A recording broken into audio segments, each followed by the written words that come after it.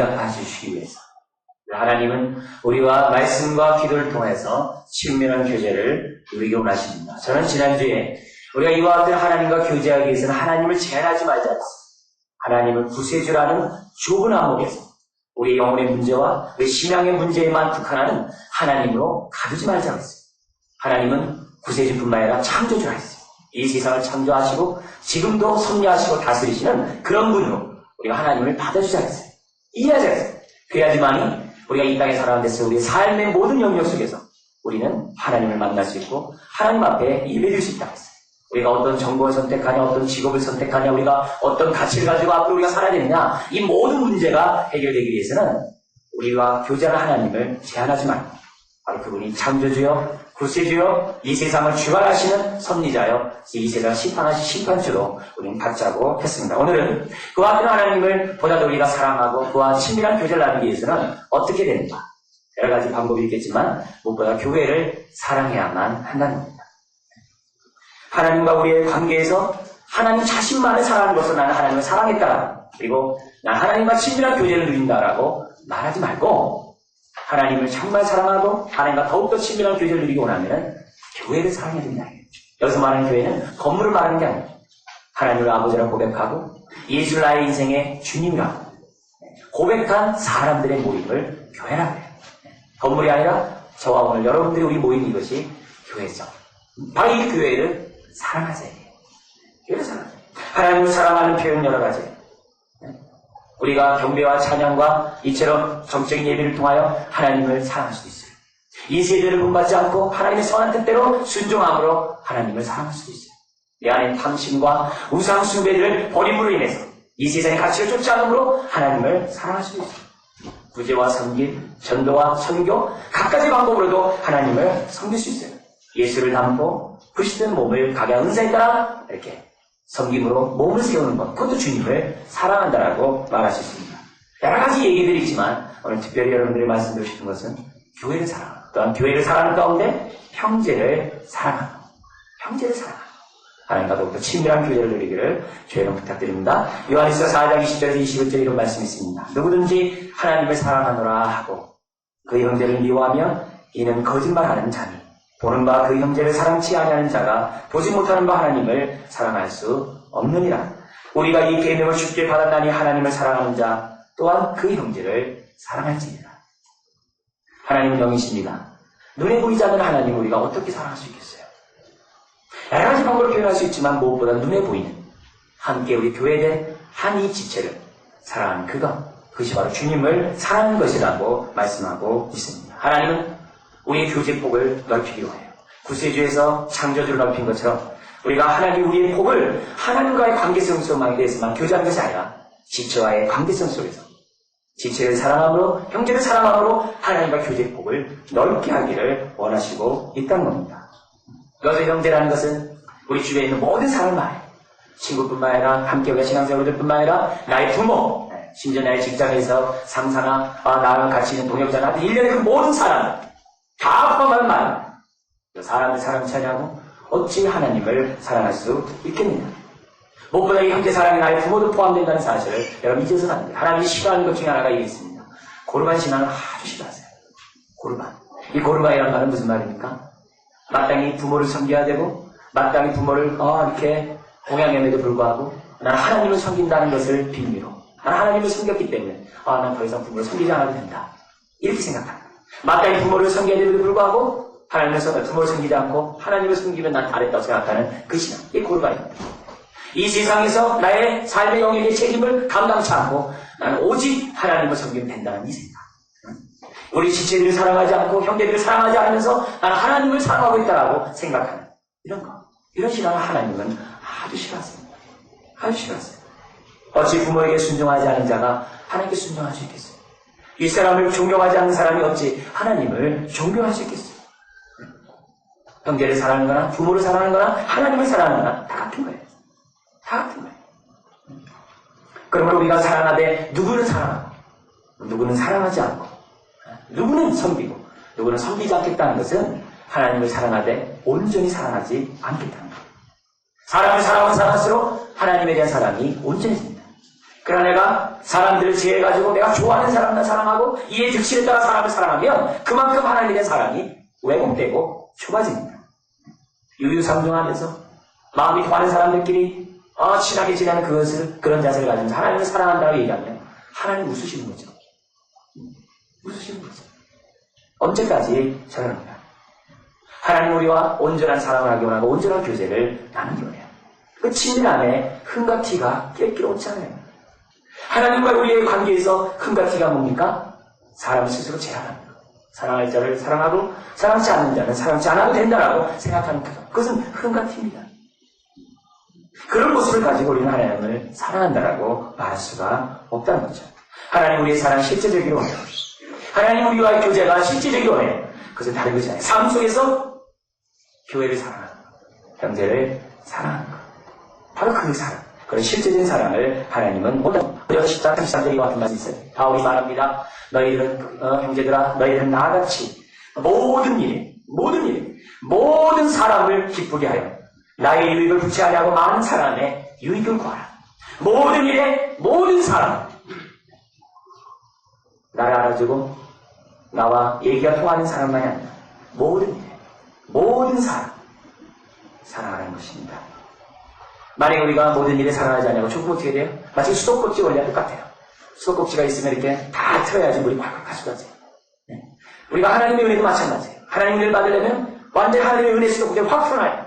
확 풀어놔야지 하나님의 은혜가 나한테 넘치는 거예요. 발목만 차는 은혜가 아니라 허리만 차는 은혜가 아니라 완전히 잠기는 하나님의 은혜 가운데 들어가 있어요. 수도꼭지 확 열어놔요. 근데 그 은혜를 내가 확 누리기보다는 수도꼭지를 여는 것이 조금씩 아니 조금 열면 어떻게 되겠어요? 콸콸 쏟아지는 것이 아니라 똑똑똑똑 쏟아지겠죠. 그러면서 내가 하나님의 은혜에 만족한다라고, 그러면서 내가 하나님을 사랑한다라고 하고, 그러면서 내가 신앙생활을 하고 있다라고 얘기한다면 형제를 제한하는 만큼 수도꼭지가 열리지 않는 거예요. 다치는 거예요. 모든 일에 모든 사람은 사람은 살아갈수록 수도꼭지는 화는 거예요. 그러므로 교회를 사랑하는 것, 형제를 사랑하는 것, 이것이 곧 우리의 축복의 통로임을 믿으셔야 돼요. 여러분 따라서 해볼까요? 형제를 사랑함이 축복의 통로이다. 네, 그래요. 하나님이 이처럼 우리를 교회 안에 모아놓은 이유가 뭡니까? 네? 서로를 통해서 우리가 하나님의 축복을 받기 위해서, 받도록 하기 위해서, 하나님과 우리의 사랑의 교제가 실제적으로 되도록 하기 위해서 사랑의 대상을 이처럼 우리들 가운데 모아놓은 거예요. 어찌 눈에 보이는 형제를 사랑하지 아니하고 눈에 보이지 않는 하나님을 사랑할 수 있겠냐. 어떤 분은 말합니다. 남은 고사하고 내가 죽겠습니까? 전 나만이라도 하나님을 사랑하고 남은 이렇게 할 여력이 없으니까 나만이라도 하나님의 은혜를 받기 위해서 지금 하나님과 나는 친밀한 관계에 들어가겠다. 이렇게 얘기하고 있어요. 넌센스입니다. 그런 모습은 성경이 어딜 찾아보더라도 없는 겁니다. 나만 신앙생활을 잘 됐지? 꼭 함께 신앙생활을 해야 되고 나만 하나님께 열심히 달려가야 되지? 꼭! 나 먼저 하나님께 다 간 다음에 내가 오라고 부르지. 이런 마음의 자세를 가지면 하나님과의 친밀한 교제를 누릴 수가 없는 겁니다. 하나님의 은혜를 받을 때 그것은 수도꼭지를 조금 열어놓고 떡떡 떨어지는 하나님의 은혜로 만족하는 그 인생과 같다는 겁니다. 교회는 하나님이 직접 창조하신 공동체예요. 이 세상 사람들이 만들어놓은 피오에서 만들어놓은 클럽이나 서클이 아니에요. 하나님이 창조의 꽃으로 가정을 만들었던 것처럼 하나님이 구원의 꽃으로 만드신 것이 바로 교회라는 거예요. 교회라는 거예요. 오늘 본문에 보면 하나님의 능력이 잘 나타나 있어요. 하나님의 능력이 어떻게 나타났습니까? 예수 그리스도가 십자가에서 죽으셨는데 그 죽으심을 다시 살리시는 능력이 나타났다고 해요. 예수를 죽음 가운데 다시 살리신 것. 살리신 것으로 끝나는 것이 아니라 하나님 보좌편에 앉게 하는 그 능력이 나타났어요. 앉게 하는 것으로 끝나는 것이 아닙니다. 온 우주 만물이 예수 그리스도 앞에 그 발 아래 엎드려 다시 예수를 주라고 고백하도록 하나님의 능력이 역사했어요. 그뿐만이 아닙니다. 교회의 머리로서 교회를 다스리고 교회를 인도하고 머리만이 아닙니다. 교회의 몸으로서 하나님이 예수 그리스도를 만들어놨다고 말씀하고 있습니다. 이것이 하나님의 능력이에요. 하나님의 능력. 교회의 머리라는 얘기는 뭡니까? 다스림 받으라는 거예요. 그래서 주라고 고백하는 거예요. 그리스도의 몸이라는 얘기는 뭡니까? 뛸려낄 수 없는 관계라는 거예요. 하나님의 은혜의 축복의 통로가 그 사람을 통해서, 서로를 통해서 우리에게 온다는 얘기예요. 유의적인 관계라는 거예요. 뛸 수 없다는 거예요. 그래서 한 지체라고 고백하지 않을 수 없다는 거예요. 그래서 구원에 대한 정의도 내가 죄사함 받고 구원받았다. 물론 구원의 정의, 이건 개인적인 정의. 구원의 정의는 개인적으로 끝나는 게 아니라 공동체로 나가야 돼요. 그리스도의 몸의 한 지체로 부름받아 머리신 주님의 인도를 받는 것. 그게 구원이에요. 그래서 예수를 믿는다? 나의 죄를 용서해 주십시오. 이것도 중요하지만 주님 당신 나의 주님이시고 나의 머리시고 나는 주님의 한 지체입니다. 이런 고백이 우리 가운데 있어야 한다는 것이죠. 머리와 몸은 뗄래질 수가 없는 겁니다. 만약에 우리가 주님의 다스림을 받는다면 예수를 주라고 고백한다고 한다면 몸인 교회를 사랑하지 수 없습니다. 한 지체인 저에 대해서 사랑하지 않을 수가 없다는 겁니다. 하나님의 능력은 예수 그리스도를 교회의 머리요 그리스도의 몸으로 만드셨어요. 예수님의 입장에서 뭐가 될까요? 예수님 또한 스스로 교회를 이루고 교회의 머리가 되고 교회의 몸이 되기 위해 예수님 어떻게 하셨어요? 스스로 십자가를 지셨다는 거예요. 예수님 입장에서 예수님 십자가에 죽는 그 순간에 기쁨으로 십자가를 짊어질 수 있었던 이유는 뭡니까? 오늘 저와 여러분을 구속하기 위해서. 에베소 1장 7절에 우리를 구속했다. 근데 에베소서는 1장 7절에 개인의 구속만 얘기한 것이 아니라 2장 20절 이하에 보면 뭐라고 되냐면은 하나님이 거하시는 성전을 지었어요. 무슨 말입니까? 예수님이 십자가를 기꺼이 짊어진 것은 나 개인 한 사람을 구원하는 것으로 끝난 것이 아니라 교회를 세우기 위해서. 교회를 만들기 위해서. 우리 주님이 기꺼이 십자가를 지셨다는 겁니다. 얼마나 귀한지 몰라요. 주님의 많은 12 제자들뿐만 아니라 많은 제자들이 왜 그리스도의 남은 고난에 동참했을까? 다른 것이 아니에요. 그 교회를 세우기 위해서. 그 교회를 세우기 위해서. 지금도 하나님은 목사와 교사를 교회해 주십니다. 그리고 각양 은사를 부어주십니다. 왜? 교회를 세우기 위해서. 그것이 바로 하나님과 실제적인 교제를 나누고 실제적인 하나님에 대한 사랑을 표현하기 때문이죠. 우리가 왜 형제를 사랑해야 됩니까? 바로 하나님이 교회를 만드셨기 때문에. 또 그 교회를 통하여 하나님 우리와 친밀한 관계를 누리기 원하고 하나님 우리에게 하나님의 축복을 허락하시기 위해서. 그만큼 우리가 피로 감추기 산 교회를 사랑하는 사람일수록 그만큼 하나님 앞에 가까이 가게 되는 겁니다. 성경에 보면은 서로라는 말, 서로 사랑하라, 서로 섬겨라 이럴 때 서로라는 말이 58번 나와요. 그 중에 바울이 40번 씁니다. 그리고 서로 사랑하라라는 그 단어가 신약에 16번 나와요.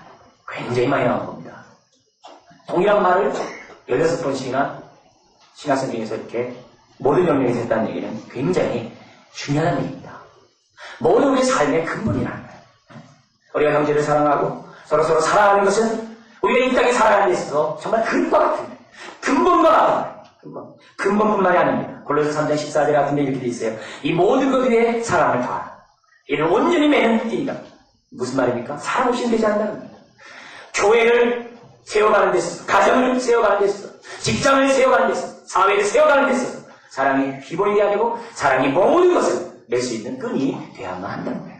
사랑 없이 어찌 공동체가 세울 수 있으며 사랑 없이 어찌 내가 속해 있는 인간 가운데 맛이 있을 수 있냐. 그래서 베드로 사도는 말합니다.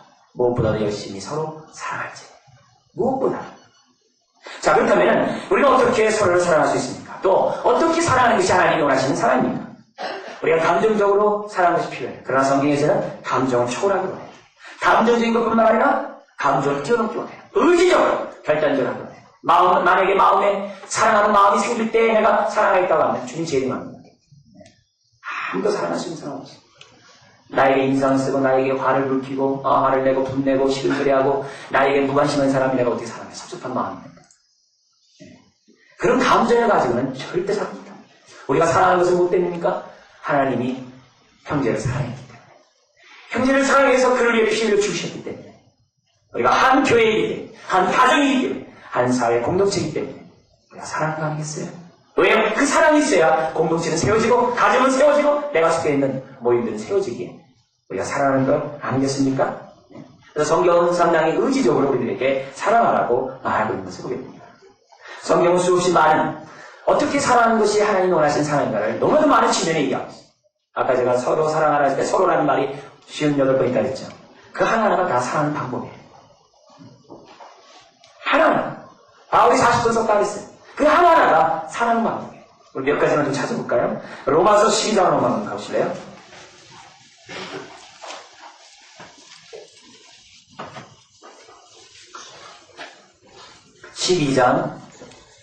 거기 보면 우리가 어떻게 살아야 되는지를 잘 나오고 있어요. 우리 다 찾아볼 수는 없지만 우리 파편적으로 좀 찾아보려고 하는데 5절입니다. 12장 5절 같이 읽을까요? 이와 같이 우리 많은 사람이 그리스도 안에서 한 몸이 되어 서로 뭐가 되었다고요? 예, 서로 지치게. 이것은 뭐냐면 우리가 한 몸이라는 거예요. 유기적 관계라는 거예요. 네. 이 한 몸 유기적 관계의 의식 없이는 서로 살아갈 수 없어요.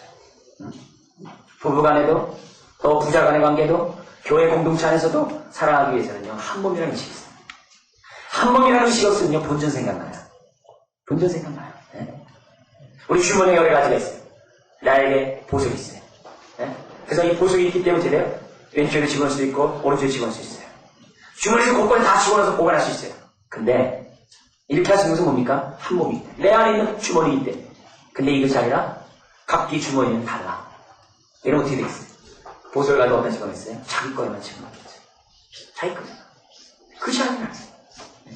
우리가 서로 사랑하기 위해서는 우리가 서로 한 지체라는 의식을 가져야 하는 거예요. 한 지체 의식 없이 우리는 한 몸을 이룰 수가 없는 것입니다. 왜 사람이 자기 중심의 행동을 합니까? 왜 독불장군의 그런 행동을 합니까? 왜 자기 혼자 드러나려고 합니까? 왜 자기 이름을 내려고 합니까? 한 몸의식, 한 지체의식이 없기 때문이라는 거죠. 한 몸을 이루려고 하는 그곳에 분쟁을 제거할 수 있습니다. 화평을 이룰 수가 있습니다. 상대방의 인사가 무엇인지 인정하게 됩니다. 왜? 그 없이는 안 되기 때문에. 가정에서 마찬가지예요. 아내는 남편의 위치를 인정해줘야 돼요. 그게 존경함입니다. 남편은 아내의 위치를 인정해야 돼요. 그게 사랑함입니다. 자녀는 부모의 위치를, 부모는 자녀의 위치를 인정해줘야 됩니다. 그게 사랑이에요. 그걸 인정해줘야 돼요. 그렇지 않고 이해의식을 따지면서 자기 입장을 얘기한다면 그건 한 몸 이룰 수 없어요. 살아갈 수 없어요. 교회도 마찬가지예요. 교회에 여러 가지 직분이 있습니다. 그 직분자를 인정해줘야 돼요. 여러 각양의 은사가 있습니다. 그 은사를 인정해줘야 돼요. 비교해서는 안 됩니다. 비교하면 세워질 수 없어요. 비교하면 살아날 수가 없어요. 비교하면은 어느 공동체든지 세워질 수 없어요. 내가 받은 은사에 따라 나는 섬기면 됩니다. 남편은 남편의 위치였어, 아내는 아내의 위치였어 그 책임을 다하는 겁니다. 내가 받은 그 은사에 따라서 책임을 다하는 겁니다. 그게 사랑이에요. 그렇지 않고 남을 비교하는 순간 자기 중심이 됩니다. 그건 사랑의 모습이 아니라는 거죠. 신약 10절을 보시죠. 우리 같이 한번 읽어볼까요? 우리 앞에 전반 부분만 읽겠습니다. 시작. 형제를 사랑하여 서로 뭐하고요? 우애한다는 얘기는 헌신하라. 이게 뭐냐면 아빠는 아빠로서 그 가정을 헌신하고 아내는 아내로서 그 가정을 헌신해야 그 가정이 서진다는 거예요. 여러분 마찬가지입니다. 교회 안에서 여러분이 받은 그 은사를 가지고 헌신해야 됩니다. 신앙이 좋은 사람만이 헌신하는 게 아니라 모든 사람이 다 헌신해야 됩니다. 우리 110장도 서로 맡기면 낫다 했어요. 하나님이 모든 사람에게 은사를 줬어요. 형제 사랑하여 서로 우애하라고 하는 이 말은 우리가 한 가족이라는 겁니다. 한 가족. 함께 짊어지지 않으면, 함께 가지 않으면 안 되는 한 가족이라는 겁니다. 가족의 분위기가 어때요? 온화하고, 화평하고, 안전하고, 부드럽고, 따뜻한. 이것이 가정이 아닙니까? 이러기 위해서는, 그런 것을 유지하기 위해서는 우리가 우애가 있어요. 헌신해야 돼요. 헌신해야 돼요. 아빠가 아빠로서의 책임을 다하지 않고, 아내가 아내로서의 책임을 다하지 않고, 교회 안에서 여러분이 맡은 그 은사를 가지고 그 책임을 다하지 않으면 어느 공동체든지 세워질 수가 없는 것입니다. 가족이기 때문에 서로에 대해서 오픈되어 있어요. 여러분 집에서 보세요. 행동할 때가 자유롭게 행동하잖아요. 밖에 나가서 사람들 의식하지 않고 자유롭게 행동하잖아요. 하고 싶은 데 행동하잖아요. 얼마 전에 마찬가지. 공동체 안에서도 그와 같은 내가 행동하더라도 그 행동을 이해할 수 있는 분위기. 그리고 내 스스로도 내가 이렇게 행동하면 저 사람이 싫어하겠지? 내가 이렇게 행동하면 저 사람이 오해하겠지? 이런 부담감 속에서 행동하는 것이 아니라 자연스럽게. 거부당한다는 느낌도 없이, 비판받는다는 느낌도 없이, 교회 안에서 어느 누구도 아주 편안하고 자유롭게 우리가 행동할 수 있는 분위기를 만들어야만 한다는 것이죠. 이것이 바로 뭡니까? 사랑하는 방법이에요. 사랑에는 헌신이 달라요. 헌신이 달라요. 내가 맡은 책임이 필요해요.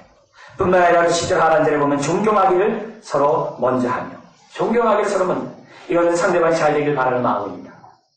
상대방이 나보다 낫다는 겁니다. 이 얘기는 내가 무조건 그 상대방이 이렇게 높게 된다 이런 개념보다도 섬기는 마음으로 서겠다는 거죠. 왜요? 섬기지 않으면은 어떠한 것들든지 제대로 쓸 수가 없어요. 우리가 섬기고, 그러니까 내가 그 사람을 섬기고, 그럼 그 사람은 섬기를 받기만 하겠습니까? 그렇지 않잖아요. 그 사람이 또 나를 섬기겠죠. 그래서 피차 섬기는 가운데, 피차 서로의 발을 씻는 마음, 우리가 살 때 그것이 바로 사랑한다는 겁니다. 이게 존경하는 거예요. 존경하기를 서로 먼저 하게. 네가 나 해주면 내가 해줄게.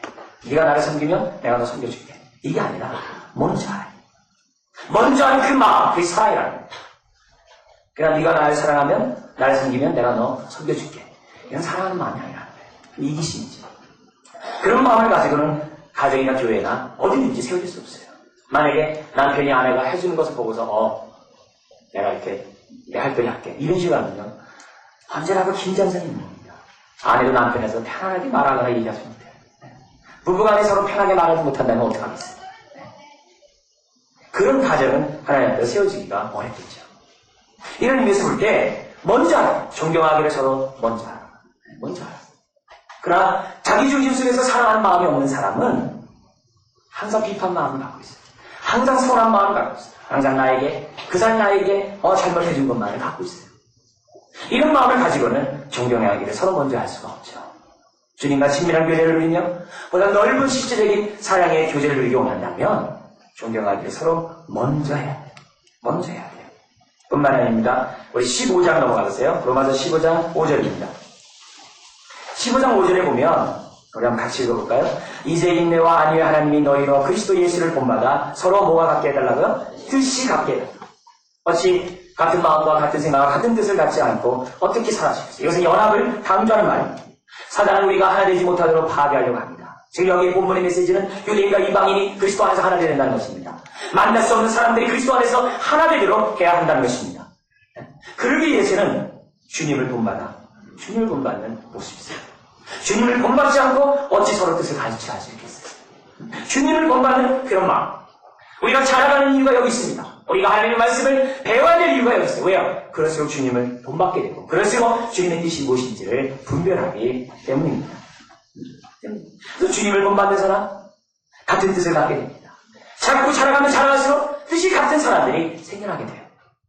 근데 내가 자라가지 않으면 내 뜻밖에 없어요. 내가 성숙하지 않으면 내 마음밖에 없어요. 이런 모습을 가지고 서로 사랑하기 어렵죠.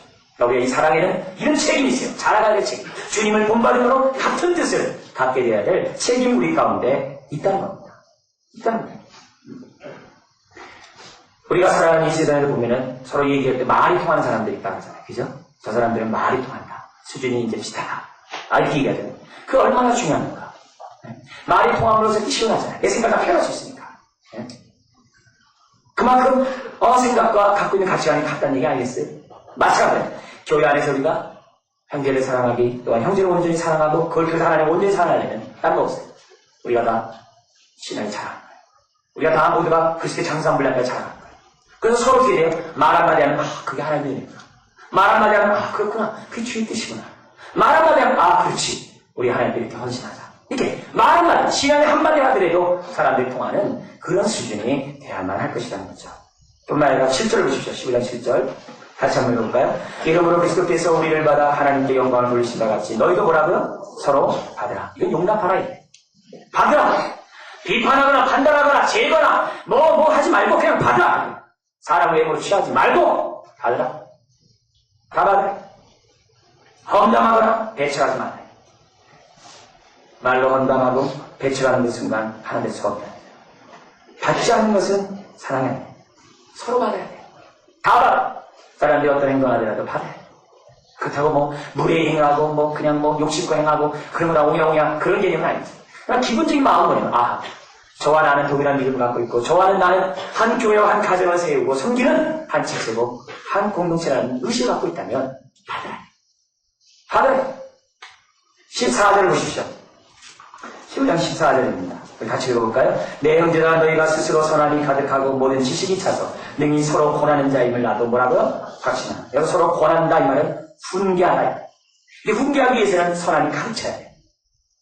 이 말은 뭐냐면은 평상시 그 사람에게 좋은 행동도 안 하고 선한 말도 안 하고 칭찬도 안 하고 격려도 안 하고 평상시엔 그 사람이 잘해주지도 않다가 뭐 하나 잘못하면 여기서 권한다는 얘기는 뭐냐면 훈계한다 이 말이에요. 훈계를 듣는다면 상처받습니다. 상처. 아무리 부부간의 관계를 할지라도 평상시에 사랑을 하고 평상시에 정말 잘 섬기지 않는 가운데 훈계 한번 해보세요. 싫은 소리 한번 해보세요. 기분 팍 상합니다. 자녀들도 마찬가지입니다. 평상시에 저는 그냥 잘해주지 않다가 왜 이거 못했니, 왜 이거 안 했니 이렇게 얘기해보세요. 자녀 상처받아요. 그래서 남에게 훈계를 하고 남에게 뭔가 이렇게 지시하는 그것은요 굉장히 신중해요. 뭐가 없이 해서는 안 돼요. 선한, 우리에게 선함이 가득한 것이 없이 하는 것은 오히려 역효